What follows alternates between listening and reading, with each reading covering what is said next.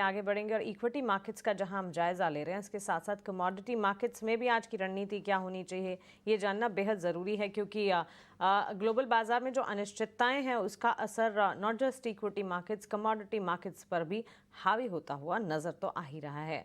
Commodity markets पर विस्तार से बातचीत करने के लिए ट्रेड बुल सिक्योरिटीज से भाविक पटेल हमारे साथ जुड़ गए हैं।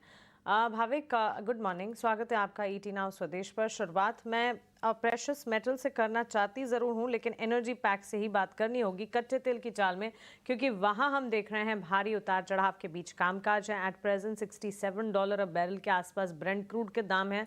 घरेलू बाजार में भी उठापटक के बीच ही कामकाज देखने को मिला है। एक सी सॉ का ट्रेंड इनफैक्ट कह सकते हैं कि क्रूड मार्केट में देखने को मिल रहा है।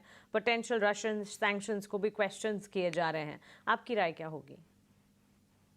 Yes, good morning.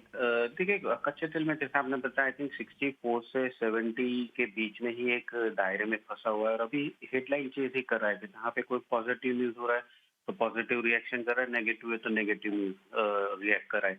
अभी फिलहाल आई थिंक रशिया और यूएस के बीच में जो थोड़ा पीस टॉक्स की बात चल रही है वो मार्केट ने थोड़ा नेगेटिवली क्रूड के लिए लिया है, जहाँ पे हमने कल शाम को थोड़ी बिकवाली देखने को मिली थी। हालांकि डाउनसाइड लिमिटेड है क्योंकि 5700, 5600 और WTI 64 है, वहां पे एक अच्छी बाइंग भी आ रही है।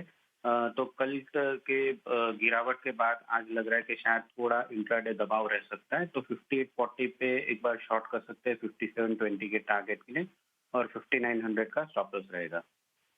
बिकवाली की रणनीति यहाँ पर कच्चे तेल की चाल में घरेलू बाजार में भी बिकवाली का दबाव है और यहाँ से फर्दर डाउन साइड नजर आ सकती है। 5720 के टारगेट को मद्देनजर रखते हुए 5900 का स्टॉप लॉस लगाकर 5700 के लेवल्स हमने देखे हैं। भाविक, अब प्रेशस मेटल्स गोल्ड और सिल्वर सुरक्षित निवेश के तौर पर जिस तरह का इम्पैक्ट आना चाहिए आ रहा है। गोल्ड में विदेशी बाजार में अगर देखेंगे कॉमिक्स पर तेजी के साथ $3434, चांदी जो है $38 के लेवल्स दिखा रही है। घरेलू बाजार में भी 1 लाख के पार सोना जा चुका है। चांदी में तो लगातार आउट परफॉर्मेंस है ही, ऑलमोस्ट 1,13,000 के लेवल्स देखने को मिल रहे हैं। क्या राय होगी प्रेशियस मेटल्स पर? देखिए, प्रेशियस मेटल्स में सोने और चांदी में दोनों में सेफ हेवन बाइंग कंटिन्यू रहेगी। इनफैक्ट कल हमको एडिशनल 25% टैरिफ के बाद आज अगर देखें तो जापान पे 15% और टैरिफ डाल दिए। और दूसरा एक इम्पोर्टेंट है कि 9:30 बजे एग्जीक्यूटिव ऑर्डर साइन करने वाला है ट्रम्प, जो पता नहीं है क्या है, बट थोड़ा कंट्रोवर्शियल जरूर से रहेगा क्योंकि वहाँ पे फेडरल पुलिस की भी प्रेजेंस बढ़ा दी है थर्सडे और फ्राइडे को वॉशिंगटन डीसी में, जिसकी वजह से मुझे लग रहा है कि एक अनिश्चितता बनी रहेगी और सेफ हेवन डिमांड जो है सोने चांदी दोनों में रहेगी। तो दोनों में आज बाय एंड की स्ट्रेटेजी रखनी चाहिए। यहाँ पे सोने में 1,08,000 के करीब बाय कर सकते हैं, 1,15,000 के टारगेट के लिए, और स्टॉप लॉस रहेगा 1,04,000 का। और चांदी में भी 1,13,000 के करीब लॉन्ग कर सकते हैं, 1,13,850 के टारगेट के लिए, और 1,12,500 का स्टॉप लॉस रहेगा। ऑलराइट, तो चलिए ये राय गोल्ड सिल्वर पर इस वक्त हमें मिलती हुई, और खरीदारी के मौके यहाँ पर पोजीशन है तो बरकरार रखें। यहाँ से और तेजी के आसार नजर आते हैं। 1,13,850 इमीडिएट लेवल्स चांदी पर देखने को मिल सकते हैं। वहीं 1 लाख के पार हम गोल्ड में लेवल्स देख चुके हैं, वहां से फर्दर अपसाइड भी एंटिसिपेटेड है। स्टॉप लॉसेस को भी मेंटेन कीजिएगा। हमारे एक्सपर्ट की स्ट्रैटेजी लगातार आपके स्क्रीन पर फ्लैश हो रही है। बेस मेटल्स की चाल भाविक का, वहां पर भी हम देख रहे हैं काफी वॉलेटाइल मूव्स देखने को मिले हैं। कॉपर, जिंक, लेड, एल्यूमिनियम जिस तरह से ट्रेंड कर रहे हैं इस वक्त हरे निशान के साथ, ऑलमोस्ट 0.5% टू 2% तक के गेंस यहाँ देखे जा चुके हैं। यहाँ क्या राय होगी? ये डॉलर इंडेक्स की गिरावट की वजह से थोड़ी तेजी देखने को मिल रही है।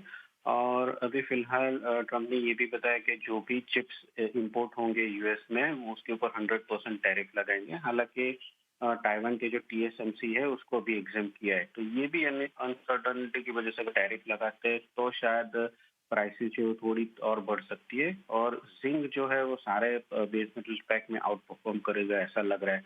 तो जिंक मेरी टॉप पिक रहेगी, 266 के करीब बाय कर सकते हैं, 269 के टारगेट के लिए, 264 का स्टॉप लॉस रहेगा।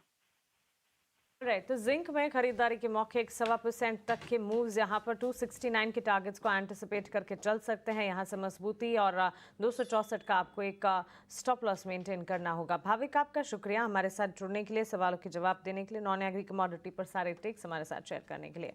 कच्चे तेल की चाल में इम्पैक्ट नजर आ रहा है। सुरक्षित निवेश के तौर पर सोने चांदी की चाल जो है मजबूती दिखा रही है और बेस मेटल्स में भी वॉलेटाइल मूव्स लेकिन एक्शन बैक्ड कामकाज देखने को मिला है। नेचुरल गैस में भी खरीदारी की राय भाविक की तरफ से 275 के टारगेट्स को ध्यान में रखें। 260 और 260 का एक स्टॉप लॉस लगाना होगा। करीब 1.5% के मूव्स वहां पर भी देखने को मिले हैं। लेकिन आइए अब मॉनसून की ताजा रिपोर्ट जान लेते हैं। देश भर में मॉनसून का हाल क्या है।